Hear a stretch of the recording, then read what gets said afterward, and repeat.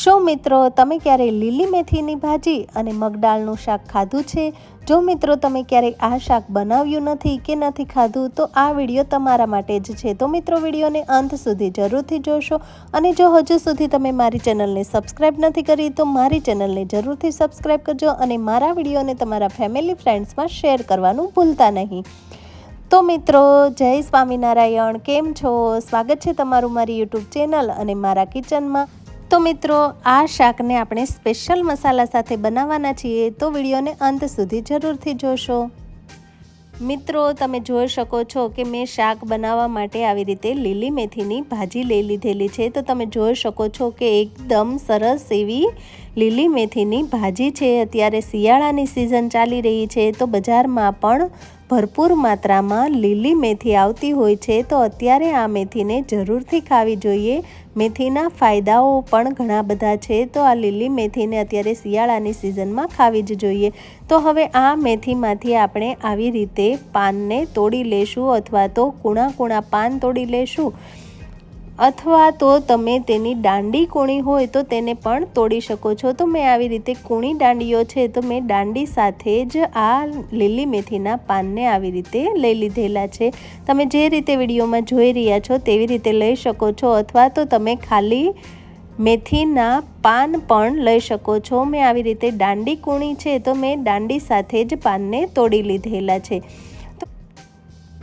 તો આ મેથીને આપણે દાંડી સાથે જ લીધેલી છે. તો હવે તેને આપણે આવી રીતે સમારી લેશું. જો તમે પાન લેતા હોય તો તેને સમારવાની જરૂર નથી, પણ મેં અહીંયા દાંડી સાથે જ મેથીના પાન લીધેલા છે તો તેને હું આવી રીતે સમારી રહી છું. તો તમે જે રીતે વિડીયોમાં જોઈ રહ્યા છો તેવી રીતે તમે આ મેથીની ભાજીને આવી રીતે સમારી શકો છો.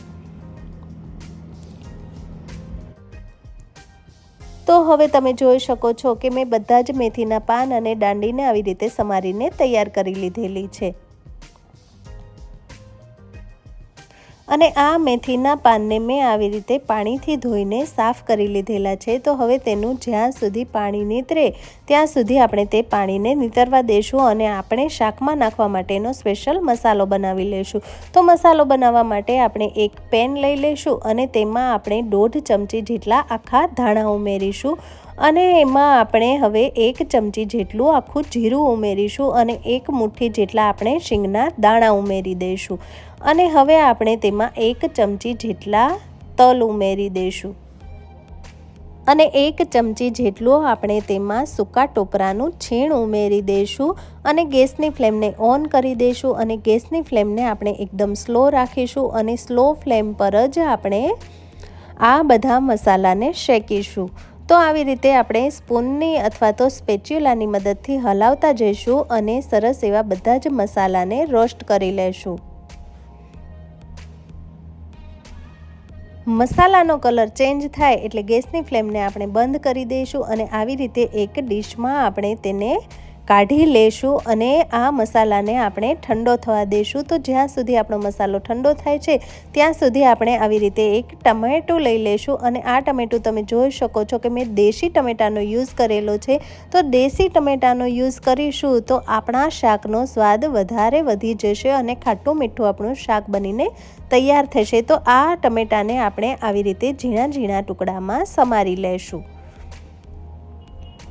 ટમેટું સમારાઈ જાય એટલે હવે આપણે એક ગેસ ઉપર કઢાઈ રાખી દઈશું અને તેમાં આપણે તેલને ગરમ કરવા માટે રાખી દઈશું. મેં અહીંયા લગભગ 3 થી 4 ચમચી જેટલું શીંગ તેલ લઈ લીધેલું છે અને તેલ ગરમ થાય એટલે હવે આપણે તેમાં આખું જીરું ઉમેરી દઈશું અને અડધી નાની ચમચી જેટલી આપણે તેમાં હિંગ ઉમેરીશું, અડધી નાની ચમચી જેટલી આપણે તેમાં હળદર પાવડર ઉમેરીશું અને 1 ચમચી જેટલો આપણે તેમાં આદુ મરચાંની પેસ્ટ ઉમેરીશું અને જે ટમેટાં આપણે સમારીને રાખેલા છે તે ટમેટાને ઉમેરી દઈશું અને તેને સરસ એવું આવી રીતે હલાવીને મિક્સ કરી લેશું.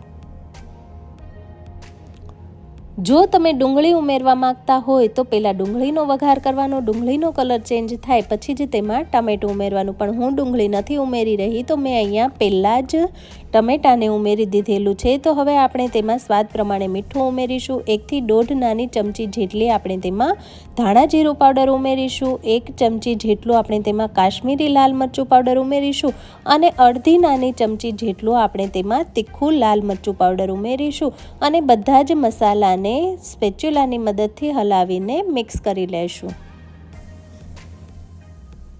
તો ટમેટું આવી રીતે થોડું એવું સતળાય એટલે હવે આપણે તેમાં મગની દાળ ઉમેરી દઈશું. તો મગની દાળને મેં અડધી કલાક માટે એટલે કે 30 મિનિટ માટે પાણીમાં પલાળીને રાખેલી હતી. જો તમે ચાહો તો તમે એમ જ કોરી મગની દાળને પણ ઉમેરી શકો છો, પણ જો આપણે દાળને પલાળીશું તો તે સરળતાથી જલ્દીથી બફાઈ જશે. તો મેં આવી રીતે 30 મિનિટ માટે દાળને પલાળી દીધેલી હતી.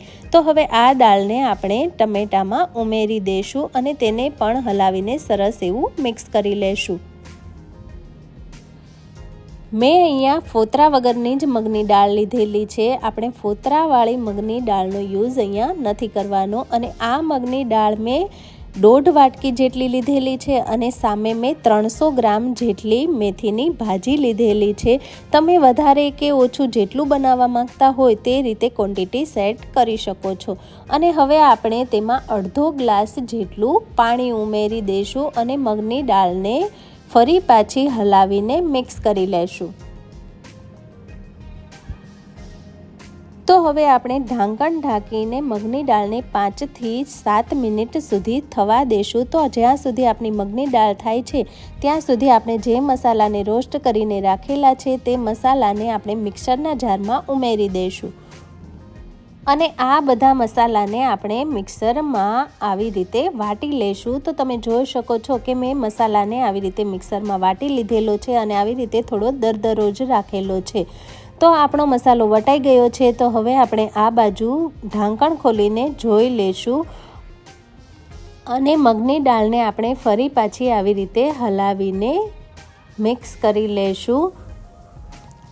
અને મગના દાણાને આપણે આવી રીતે દબાવીને જોશું તો તમે જોઈ શકો છો કે આપણી મગની દાળ એકદમ સરસ એવી બફાઈ ગઈ છે. આપણે આ મગની દાળને બહુ નથી બાફવાની, આપણે થોડી થોડી જ બાફવાની છે.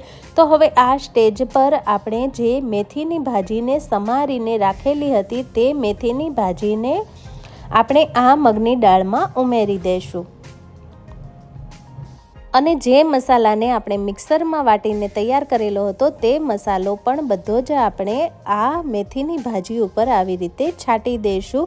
અને હવે આપણે ઢાંકણ બંધ કરીને તેને લગભગ 2 મિનિટ જેવું થવા દઈશું. અને 2 મિનિટ પછી આપણે ઢાંકણ ખોલીને આવી રીતે સ્પેચ્યુલાની મદદથી મેથીની ભાજી અને મસાલાને દાળમાં સરસ એવું હલાવીને મિક્સ કરી લેશું. મેથીની ભાજીને બફાતા 2 મિનિટનો સમય લાગે છે. તો હવે આપણી મેથીની ભાજી બફાઈને પણ તૈયાર થઈ ગઈ છે. તો તમે જોઈ શકો છો કે જોતાં જ મોઢામાં પાણી આવી જાય તેવું આપણું સરસ અને સ્વાદિષ્ટ એવું મેથીની ભાજી અને મગદાળનું શાક બનીને તૈયાર થઈ ગયું છે. તો તેને હવે આપણે એક સર્વિંગ બાઉલમાં આવી રીતે કાઢી લઈશું. અને આ મેથીની ભાજી અને મગદાળના શાકમાં આપણે જે સ્પેશિયલ મસાલો ઉમેર્યો છે તે મસાલાથી આ શાકનો સ્વાદ 2 ગણો વધી જાય છે. તો તમે જ્યારે પણ આ શાક બનાવો તો આ મસાલો ઉમેરવાનું ચૂકશો નહીં. તો ફ્રેન્ડ્સ, તમને મારો આજનો આ વિડીયો કેવો લાગ્યો? જો તમને મારો વિડીયો ગમ્યો હોય તો મારા વિડીયોને તમારા ફેમિલી ફ્રેન્ડ્સમાં શેર કરવાનું ભૂલતા નહીં. અને મિત્રો, આ એકદમ હેલ્ધી અને એકદમ સ્વાદિષ્ટ રેસીપી છે, તો એકવાર ચોક્કસથી ટ્રાય કરજો. તો ફ્રેન્ડ્સ, ફરી મળીએ નવી રેસીપી સાથે. ત્યાં સુધી આવજો. Bye bye. જય સ્વામિનારાયણ. Thanks for watching.